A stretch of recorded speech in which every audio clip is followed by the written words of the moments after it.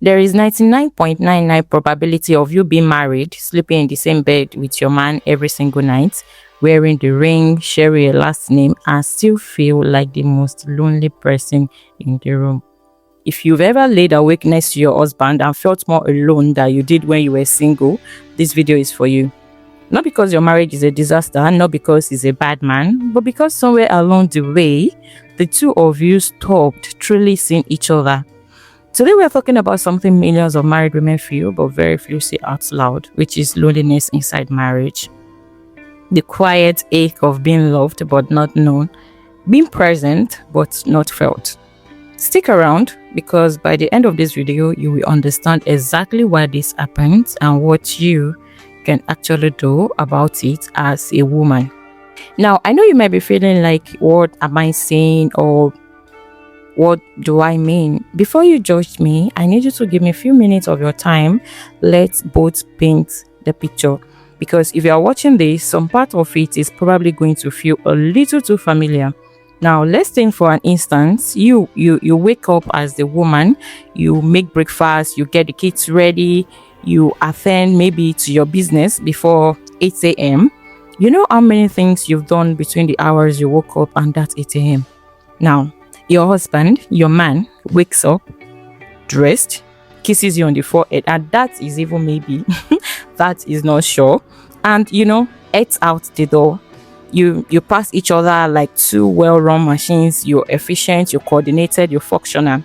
By the time evening comes, you are both exhausted. Dinner is eaten, maybe together or worse, in front of separate phones. Each and every one of you had to take your food to eat separately. Now, the next conversation you guys are going to be having is probably concerning the children, maybe the household needs, and basically talk about the family needs. Somewhere between the mortgage and the laundry, the marriage got replaced by the management of the household. And here is the part that hurts the most.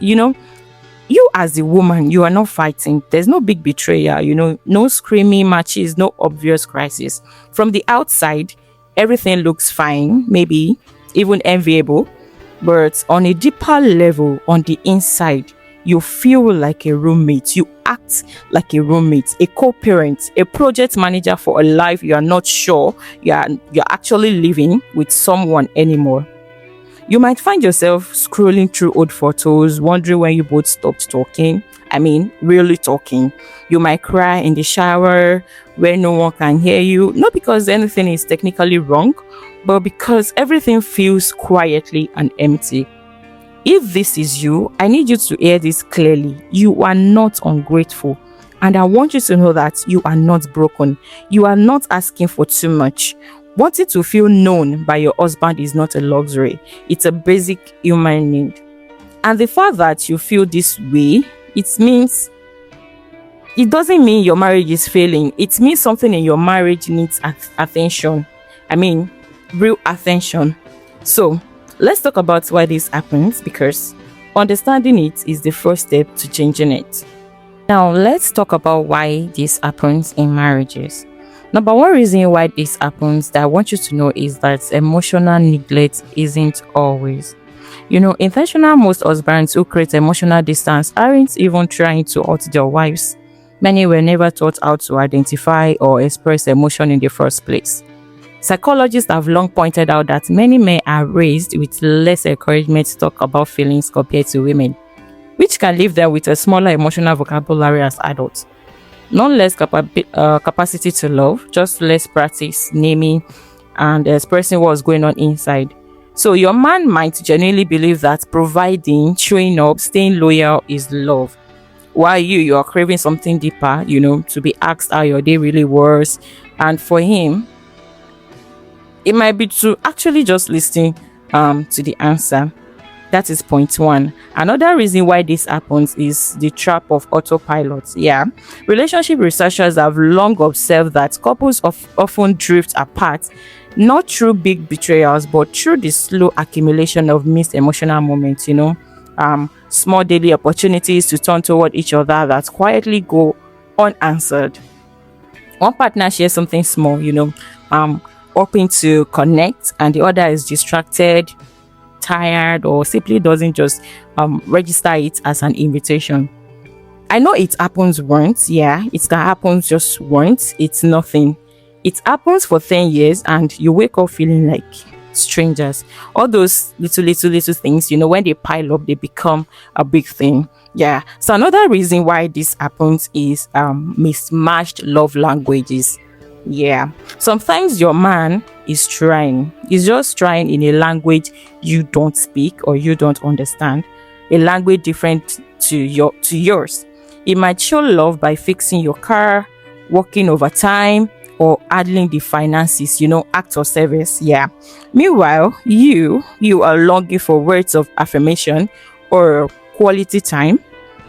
Neither of you is wrong, but without translation, both of you can feel unseen and, unappreciated, even while both of you are technically trying. Another reason why this happens is the identity shift into mom. This is going to be focusing on mommies. I mean, yeah. Let's say mom or wife mode, or you understand. Many women describe a slow erosion of self once children, careers, and household responsibilities pile up.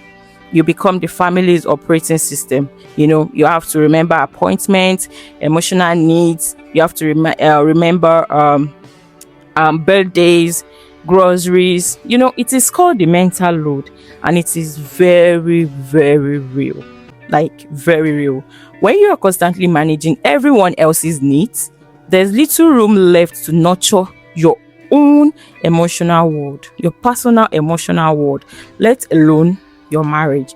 So if you find yourself in this space, just know that you are not alone. Another reason why this happens is in marriage is the fear of rocking the boat.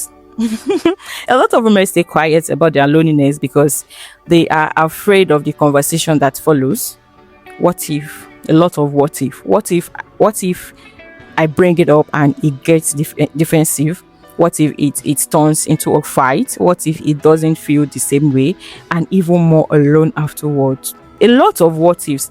So the silence continues, not because you don't care, but because you care so much that you are scared to, threaten the little peace you do have. And I want you to know that here is the important thing that I want you to understand. None of these causes mean your marriage is doomed. No, they mean your marriage is human.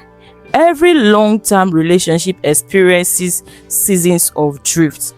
The question isn't whether you ever feel disconnected. It is what you do when you notice it.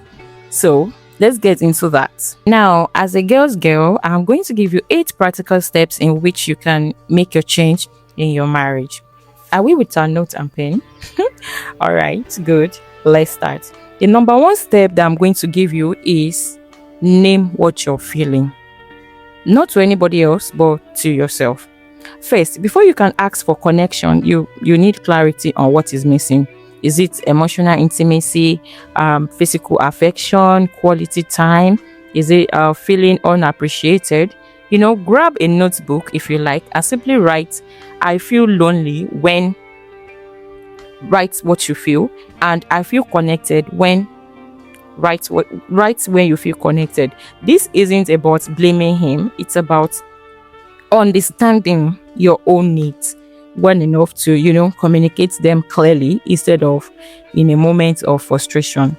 The number 2 step that I'm going to be giving you guys is bring it up without ambushing him. Yes, timing matters. Don't open this conversation during an argument right after he walks through the door exhausted or over text. You have to choose a calm moment, maybe during a walk or after the kids are asleep for couples with children, and lead with connection instead of accusation. Yeah, instead of you never talk to me anymore. Try changing your tone to I miss feeling close to you. Can we find a way to reconnect? I think we've both been in survival mode. This shifts the conversation from a complaint to an invitation. Most men respond far better to an invitation than to criticism, because criticism um triggers defensiveness, while invitation opens the door to teamwork. And what we want is a teamwork, right? Exactly. So the number three step you are going to do is to get specific about what connection looks like. Let's connect more is vague and easy to forget by Tuesday. Instead, get concrete. As a girl, can we have 15 minutes every night, phones away, just to talk? Can we have one date night a month, just the two of us? Can you ask me about my day and actually put your phone down while I answer? Specific requests are easier for a partner to actually act on than abstract emotional ones. This is not all romantic, it is practical. Structure creates the space for spontaneity to return later. I hope you're following me. The number four step that I want you to take note of is rebuild small rituals of connection. Big romantic gestures are lovely, but they are not what sustains a marriage day to day. It is the small rituals, especially with couples that have multiple children or multiple kids. The 6-second kiss goodbye, the text me when you land, the 10 minutes of catching up before bed. The research on long-term couples consistently shows that small, consistent beats for connection matter more over time than occasional grand gestures.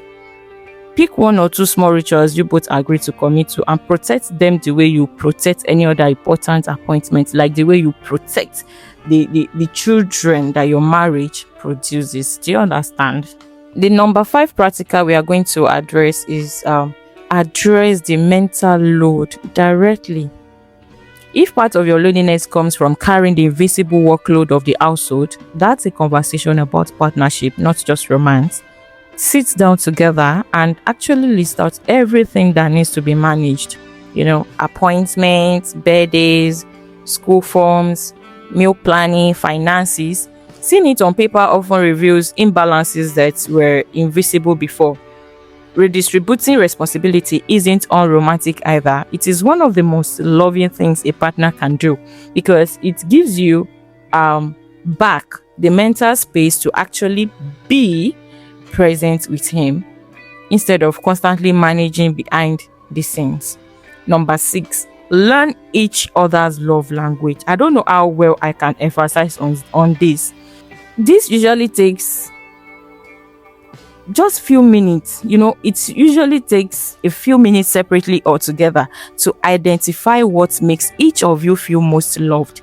We have different types of love languages. We have words of affirmation, we have quality time, we have acts of service, we have physical touch, we have gifts. Then make a conscious effort to express love in his language while he do the same in your own love language, not just your own, and ask him to do the same for you. This single shift resolves an enormous amount of "we are both trying, but neither of us feels it." Frustration in long marriages is not something that I wish on my enemy. Number 7 is consider couples counseling. Without the stigma, if conversations keep circling back to the same words, or if resentment has built up over years, a licensed couples therapist can offer tools that a YouTube video simply cannot. This is not a sign of failure, it's a sign of investment. Many of the strongest marriages you admire from the outside have quietly gone through counseling at some point. There's no shame in getting support to protect something you value. So you just have to keep trying and know what works for you. The number 8, the last but not the least step, is reconnect with yourself. I don't know how to tell you as a woman how much this is important. This one is usually overlooked. Sometimes the loneliness in marriage is amplified because you've also lost connection with yourself, your hobbies, your friendships, your identity outside of wife and mom. A woman who feels grounded and fulfilled in her own life brings a different energy totally into her marriage than a woman who feels running on empty. This is not about needing him less, it's about having more of yourself, to bring into the relationship. I'm not saying you should put all of these 8 practical steps into practice, but try to, take some of them into practice and, come back here to come and tell me how it goes. And I really hope that your marriage gets the joy, the peace that you really, really deserve. If you take one thing away from this video, let it be this: feeling lonely in your marriage doesn't mean your love story is over.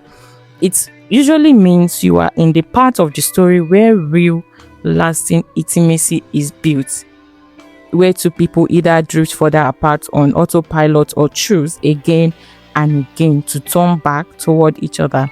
Every long marriage moves through seasons. Just believe that yours is going through its own season. There are seasons of closeness that feel effortless and seasons of distance that feel like work. Neither season is permanent unless you let it be. The fact that you are here watching this, thinking deeply about your marriage instead of quietly giving up on it, that already says something about the kind of partner you are. You deserve to feel known. You deserve a marriage where you are not just co-managing a household, but genuinely enjoying each other's company. And in most cases, that marriage isn't gone. It's just buried under exhaustion, under routine, and years of unspoken needs. This can be uncovered again, one honest conversation and one small ritual at a time. You are not alone in feeling alone. So many women watching this right now nodded at some point during this video, which means the loneliness you feel in the quiet of your home is actually shared by countless women having the exact same quiet nights. That in itself is a strange kind of comfort. You were never as alone in this as it felt. If this video spoke to something you've been feeling but haven't said out loud, I would love for you to share your thoughts in the comments respectfully and without judgment of yourself or your marriage. This is a safe space to be honest. If you found this helpful, consider subscribing because you need, or so you can see and learn more about the real unfiltered side of marriage, love and womanhood, the part nobody else wants to say out loud. And if you know a woman who might need to hear this today, share this video with her. She might just need a reminder to know that she's not alone. Thank you for watching.